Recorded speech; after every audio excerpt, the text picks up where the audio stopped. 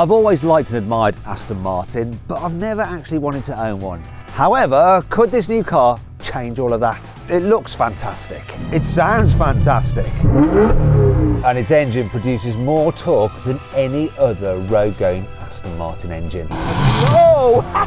But is all this enough to overcome a few serious problems I've already noticed with the car? People are going to want to get fingers like that. One of which is the fact that it costs more than the average house. This Aston Martin umbrella costs 300 quid! Now we're going to find out whether I've been wrong about Aston Martin all these years, or whether this car's going to prove me right. I'm Matt Watson, and you're watching Carwow. Aston Martin is a little bit old-fashioned, but in a good way. You know how Bentley's like downsized its V12 engine to a V8 with hybrid power? Not here, not for the flagship Aston Martin. We've still got a full complement of 12 cylinders. And if you pay Aston Martin an extra £10,000, you can get an uprated titanium exhaust for even more noise resonance. However, this particular car I have here has a little bit of a secret. Cue sound montage.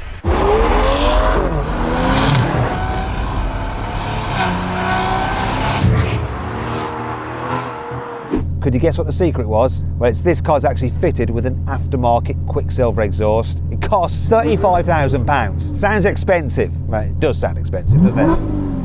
Yeah, it definitely does. However, this car isn't all fart and no poo. It's got some serious performance to go with that serious sound. This is a truly landmark car for Aston Martin because it has more grunt than any other Aston Martin before it, and that is thanks to this. A wonderful 5.2 litre twin turbocharged V12, which puts out an incredible 1000 newton meters of torque, which incidentally is slightly more torque than you get from the 7.3 litre V12 in the multi-million pound Victor. And this car only has slightly less horsepower than that as well, at 835 horsepower, which incidentally is 5 more horsepower than you get from the Ferrari 12 cylinder. So turn that Ferrari. Now this engine is actually related to the V12 in the original Vanquish of 2001, which can trace its roots back to 2 V6 Ford Duratec engines being bolted together. But don't let that put you off. Let's see how fast this thing is accelerating.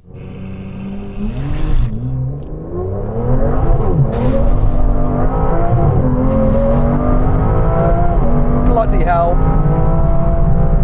What happened there? That was strange. So 0 to 60 in 4.7, quarter mile in 12.4, but it said something about the tyres. It like stopped pulling in 4th gear. That was weird. Let's give it one more go. And it's not even saying launch control now, so let's go into park, neutral, drive.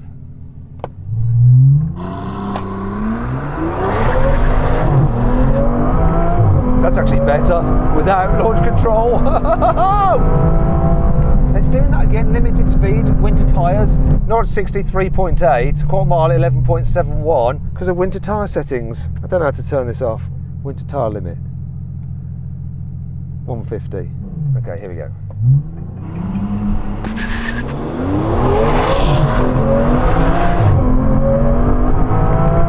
We're on this time. It's pulling hard. This is it. This is the one. Wow. Whew, 0 to 60, 3.6 seconds, quarter mile in 11.2. Woo! That'll do the job. This is not so much of a car as a road missile. I mean, just look at it. Look at the size of this bonnet. It looks like it's been designed to penetrate 10 meters deep of concrete bunker. It's madness. I mean, the grille at the front, right? Traditional Aston grille, but it's about 13% bigger to allow more air into that huge V12. You've also got these cool strakes on the bonnet in carbon fibre. I mean, it looks the part, doesn't it? They've actually stretched the wheelbase by 80 millimeters. It's such a long car. It's almost 5 meters long. I mean, some journalists have criticised it by saying that from some angles it looks a bit too similar to the DB12, but where critics have definitely got it wrong is around the back. I have no idea why this particular feature here, this part, which is called the shield, hasn't received universal praise because it just makes the rear of this car look so distinctive. You can have it in different colours, but I particularly like it in this clear carbon fibre. Also, we have these 7 little slash LED lights at the rear, which are a nod to the track-only Vulcan. We've got a really cool rear diffuser and massive exhaust tailpipes. So they are slight exaggerations, the actual pipes are in there, but they're still rather large. Overall, this car is so beautiful. Makes me proud to be British, you know, sort of welling up with pride. Oh, Not another one? But there is the obvious problem. This car is insanely expensive. It starts from £330,000, which is more than the cost of the average home in the UK, £270,000. Oh, and this car is slightly more expensive than that still because it's fitted with some choice options, such as the carbon fibre on the exterior, £26,500. The carbon fibre here on the interior, £15,000. The wheels, £5,000. We've even got an umbrella, this Aston Martin umbrella, which, by the way, does have a lovely handle, but it costs 300 quid. The total price of options on this car, £60,000, which means this one that I'm sat in, 400 grand. But the bizarre thing is that it may seem really, really extortionate, but Aston Martin will actually pay you to buy this car. No, really, they will. You see, according to the latest financial information, in quarter 3 of 2025, Aston Martin made a £111 million loss. And during that period, they delivered 1,430 cars. So they lose 78 grand per car. So yeah, they're paying you £78,000 to buy a Vanquish. So do it. It's actually an insane deal. But if you still haven't got the money for one, I do have a solution. One of the best value used sports cars you can buy right now is also an Aston Martin. It's the Vanquish. If you look, here's a 2015 model I found on carwow for less than £44,000. That's insane. But there is a risk when you're buying used, and that's that something might have happened to the car. Now, I've done a car vertical history check on the car on carwow and it's come back clean. However, here are some examples of car vertical history checks on some other Vanquiches which weren't so clean.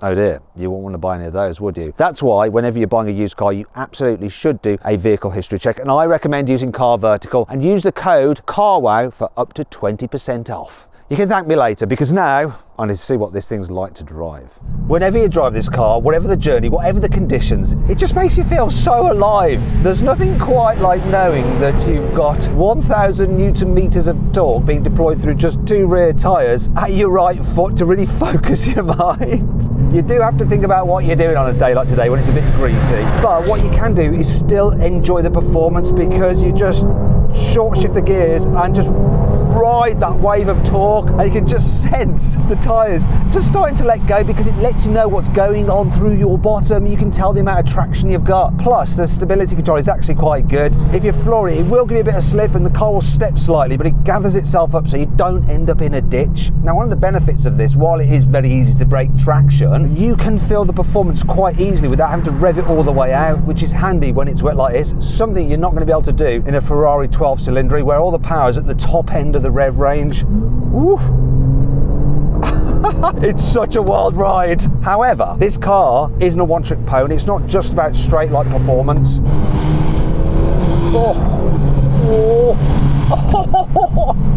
It's so much fun just balancing the traction. I love it. For something that weighs 1,900 kilograms, it handles surprisingly well. The steering is really responsive and darty, and it's got a nice meaty feel to it. But the real star of the show for me is the suspension. So it's got 3 different settings, but I've been driving it in comfort mode because then, it deals with bumps so well. Yet when you hammer it through the bends, it stays supercar flat. Let's be honest though, for most people, most of the time, in most of the conditions, they're going to be quicker in a Bentley Continental GT. Just are, with that 4-wheel drive traction. But Bentley Continental GT just, whoa, does not give you the feels that this car does. It feels like it wants to kill you at times, but then it's like, do you know what, actually I won't. That's what just happened there. But there is a way that the Bentley is definitely superior than this thing. For a big car, it's actually quite small inside. I mean, it's almost 1, 2, 3, 4, 5 meters long, but it's only a 2-seater, so you're probably thinking, oh, the boot's probably massive then, isn't it? Well,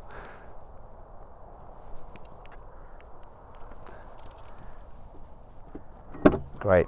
No, it's not. It's not massive at all. Look, it's really, really, really small. 248 litres. I mean, that's smaller even than a Bentley Continental GT, which is about the same size, but obviously the Bentley has some rear seats, and the Bentley's a hybrid, so underneath the boot floor there's loads of hybrid gubbins and batteries and stuff. If this was a hybrid and it had stuff under the boot floor, the boot space would be about the same as my pockets. But there is a solution. Look, there's a little bit of extra storage space here on these ledges behind the front seats. brilliant. I just don't know why they didn't bother to move the whole bulkhead forward and just give you a bigger boot. Especially as when you put things on here and they're loose and you suddenly hit the brakes, things are just going to fly through the cabin, aren't they? And this car does have some serious brakes. They're the second largest fitted to any Aston Martin. Only the 707 DBX, big heavy SUV, and the Valkyrie have bigger brakes. So we have 410mm discs up front, 6-piston calipers, 360 at the rear with 4-piston calipers, and obviously, because this is the flagship, the Vanquish, they're carbon ceramics as standard, which help reduce unsprung mass, which us motoring journalists really love. Less unsprung mass, more steering feel. 27 kilogram weight saving actually compared to if they were iron discs. Whew. However, what really matters is the performance. Let's do a brake test from 60 miles an hour. There you go. Is that on the anchors now? 32 metres, that is impressive. But is the interior as impressive? Well, yes. Yes, it is. The design looks cool and some of the materials are just lovely. Oh, carbon fibre, that feels nice. That feels expensive. This is expensive. Oh, love the feel of the drive select mode there, and the volume controls, very, very nice. Seating position is great as well, and the seats themselves look good. We've got some mod cons like wireless charging with cooling as well as your USB-Cs. But it's not all good though. A couple of things do let the side down, like some cheaper feeling plasticky bits and the infotainment screen, which is a little bit dark and dull and slow to respond. It's a bit annoying when you have a car that's this expensive but a cheap Chinese SUV has a much better infotainment system. That's embarrassing, isn't it? Thing is though, the rest of this car feels suitably expensive, but will other people think it's expensive?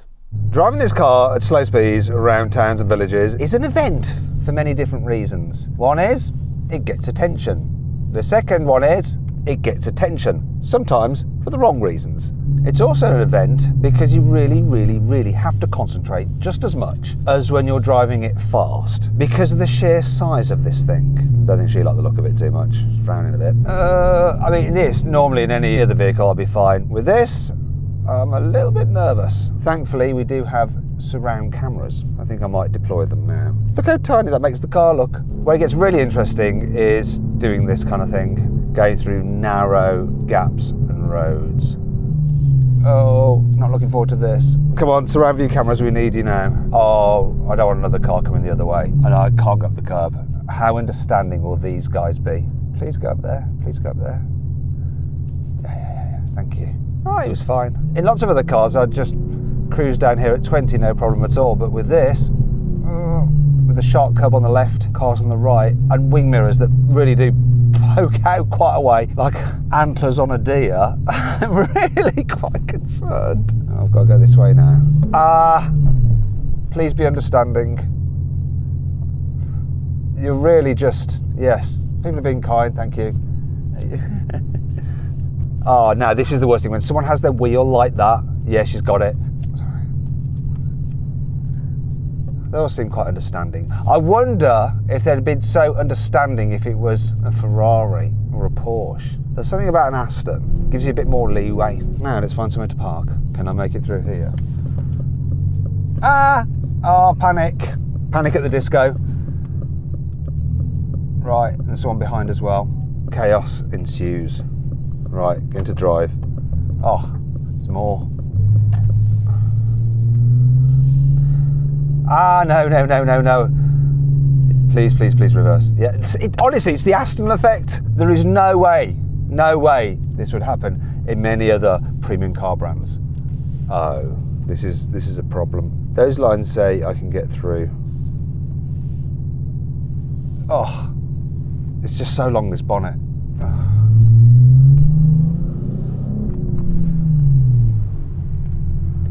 Hello, do you like the car? Again, you pulled out another cracker. Yeah, it's lovely. It's a little bit scary. It's very sleek. It's nice, isn't it? Well, it's got the approval of the Royal Mail, another British institution like Aston Martin. Do you know what? I found all that a little bit more nerve-wracking than driving it quickly. I'm surprised no one's noticed me in this car. I think I need to pull over and take a little bit of a rest. Do you mind if I take a picture of you? Of the car? Yeah, with you. Just that I see you on the road. Oh, okay. Do you mind if I park over there? Sure. Sorry if I delayed you. No, it's fine, don't you worry. Don't get run over. Do you mind if I get a selfie? Sure. What's up, man? You Hello. good? Yeah, I'm alright, you? Yeah, man. You're getting famous even in Brazil, you know that, right? There we go. Have a nice day. No man. worries. See you later. You do stand out if you're in a Aston Martin Vanquish. And this car has a few other features that stand out, although this time it's not for good reasons. While you can put the windows down by pressing the unlock button, look, press and hold, they go down. Yeah, kind of handy. On most cars you can also put them up, which is far more important, by pressing the lock button. This was one of Lewis's gripes about this car, and he tried it a few times, says it didn't work. Lewis? Temperamental. You or the car? The car. Anyway, let's actually make this into an annoying thing, because there is something annoying about this key, which is genuine. Look, see the buttons here? Why are they so small? Why aren't they the full size of that? Look, can you see that? Sometimes it's hard to press them. You're like pressing like that, and you have to get your bit of your thumb in there to press it. I know why it didn't work for you. It's because the button's so small, you're probably just pressing like that, and your thumb's so fat, you thought you were pressing and you weren't, and that's why it didn't go up. Genuine problem. There's this annoying touch-sensitive button to control the display, and as you can probably see, the display is really, really laggy. You can change the views a bit, like this. Look, go on, let's do like that. No, light theme, like that. See how laggy it is? Why, that view's all right. I do prefer the other view, but then on the other view with the central rev counter, then either side of it you have different information, but there's nothing really that you want to see. And one thing I definitely don't want to see is that average consumption over 279 miles, 9.2 mpg.